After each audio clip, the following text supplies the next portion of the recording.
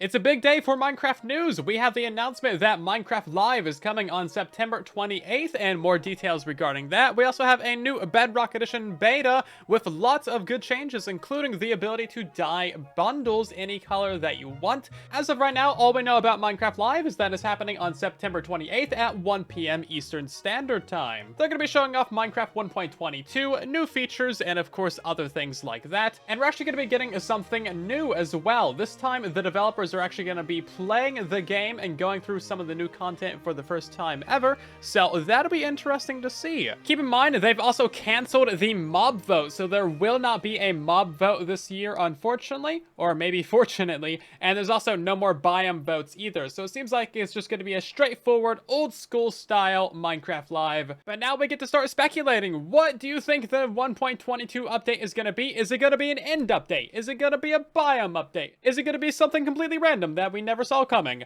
Let me know your thoughts down in the comments. And of course, I'll be making a deep dive video on everything that we learn at Minecraft Live, so make sure you're subscribed. And let's hop into the new beta. So we have a great new feature to bundles. We can now dye these things any color that we want, and they actually look really, really good. As you can see here, they're very vibrant, they're very bright. So of course, the crafting recipe remains the same. It's still just one piece of leather and one string, and that gives you a regular bundle. And to dye these things, you simply put it into a crafting grid with a piece of dye, and that gives you the color that you want. Now, you cannot mix and match dyes, so it's not like dyeing a leather armor, for example. Like we can make red and we can make light blue, or we can mix those two together to get the, the fine variants, and there's like 30 million different colors or something. So right now we just have the default bundle, and then of course the 16 different colors that you can dye them for a total of 17. So it's basically identical to shulker boxes. And of course we have a variety of other good bug fixes in this update as well. Good news for TNT cannons, these things will now launch each other properly. Previously, one TNT exploding wasn't really moving another TNT, but that should be fixed now. Zombie pigmen spawned from a nether portal will now have a 15-second cooldown before they can go through a nether portal to get to the nether dimension. So this doesn't really impact anything, but we might be able to use this in our advantage for some portal gold farms. Great news for basically everybody. There's been a fix to minecarts, so these things should not stop as often when they are on rail lines. This has been happening a lot in the current update, so if you have a farm or something where your minecarts are stopped and you gotta go in there and fix it, it shouldn't happen as often anymore. We actually have a really nice change to bats. So now they can spawn at any height in the world, but they still spawn underground. So they can spawn on stone, granite, diorite, andesite, tough, or deep slate, but they have to be in like a cave or something, so there has to be a solid roof above them, and of course it has to be dark. But if you're up on like a mountain or in a cave that's higher up, you can actually see bats in there now, and then of course that's probably going to be exposed to the side, so you might just see these things flying around on the surface now. They're no longer limited to just the deep underground. Honestly, I think it would be pretty fine if they could spawn just straight up on the surface as well, like if they could spawn in this area. Okay, real talk, have you personally ever actually used this feature? Let me know in the comments. But we have an update to the lodestone compasses, so of course when you click on a lodestone of a compass, that's going to make a compass point towards this thing. Did you know that? Do you even know anything about lodestones? I feel like no one uses this. Anyway, previously if you were to make a bunch of these pointing to the same spot, they would not stack together, but now they stack up to 64, which is really nice. This is a parity change to match Java Edition. I feel like no one ever uses lodestones because they're just so expensive to create, but they sound amazing. And also, they look beautiful, so I just wish they were cheaper. So Minecraft's most confusing block has had an interface update, so it now looks like this when you open it up, and I still have absolutely no idea how to use these things, so that's the most I can say about it. They did fix a bug where the block data would not be saved when you press done, and they also added the selection priority field and the placement priority fields as well. So these things are new, and maybe they're useful. Now, this next feature is only on Java Edition as of right now, but we need to petition Mojang to add it to Bedrock Edition. It's a really good feature, so bear with me while I explain it real quick, okay? Mojang just added super easy chunk loaders to Minecraft, and all it is literally an ender pearl and a little bit of bubble column. It is extremely easy to build, but super powerful. They made this change so that you can throw ender pearls through a nether portal and it will actually teleport you to the nether, and it also works on end portals as well. This also means that you can throw an ender pearl into unloaded chunks and the ender pearl will load its own chunks, that way it always teleports you. So this means if you build an ender pearl stasis chamber, which literally only requires 1 soul sand and then 5 layers of bubble column above that, you can simply throw yourself an ender pearl down into there. This ender pearl will be floating here forever, and as long as this ender pearl stays here, this chunk will always be loaded. So if we put down a command block that's just saying the word hi in chat, we can turn on this little redstone clock,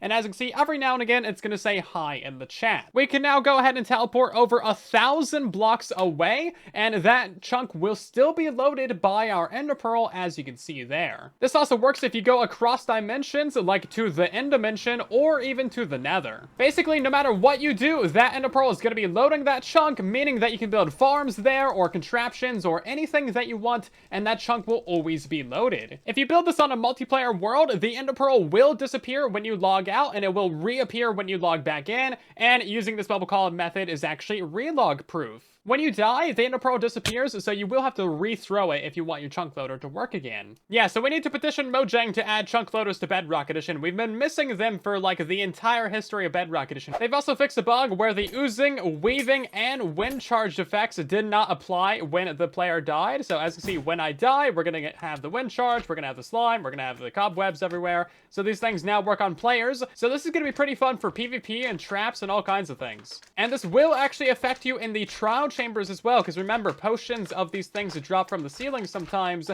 so you might actually spawn in some more slimes when you die, and that will maybe hurt your friends. They've also moved around and rearranged a ton of things in the creative inventory, moving them from different tabs, putting them next to other items. There's a ton of changes in here, so if you notice that something is missing or not where it should be, then this is why. It's probably going to take some getting used to. So allegedly, mobs can now perform mace smash attacks where you like fall and smash a mob with it, but I cannot get that to happen. So this guy's got a mace, of course. He's gonna drop down a few blocks to hit that villager, and doesn't really seem like, you know, much happened here. But interestingly, if the villager dies from fall damage after getting hit by the zombie, it'll actually turn into a zombie villager, so that might be useful. I don't know when that got added. Maybe it was here forever. Either way, I can't get the smash attack to work. There's been a change to the switch to help you load chunks faster, so that's very good. We always need more optimizations for the consoles.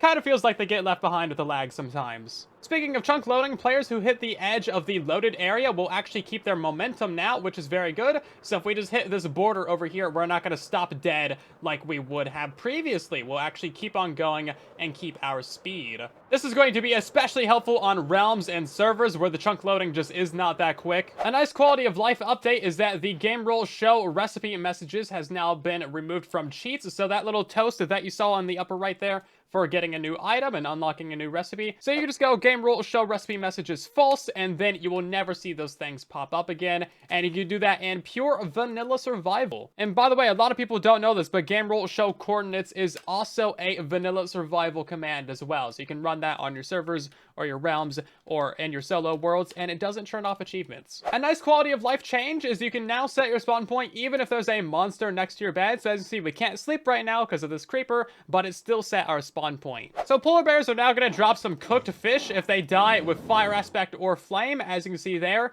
And there's no particular reason for me to show you this. It's just cruel. But remember, kids, don't fight bears. You will lose. There's been some nice quality of life changes to wolves, cats, and parrots. These guys will now teleport to you properly now when fighting, when far away, and they'll also start navigating and walking again properly once they have teleported to you. So they shouldn't get left behind as often anymore. Another change to the creative inventory is they removed the all-sided pour block from the creative inventories. As you can see, when you search for mushrooms now, we only got brown, red, and then the stems, and we don't have this block right here anymore, which is odd, but if you want it, you can just run this command right here, and that'll give it to you. And interestingly, when you place down these blocks and place another one on the sides, they don't die. Like, this side doesn't become a mushroom pour like this texture right here, which did previously work, I'm pretty sure. It doesn't work on this mushroom that I just grew either, so maybe they just kind of broke mushrooms again. They've also nerfed the enchanted golden apple. This thing used to give us regeneration 5, but now it gives us regeneration 2,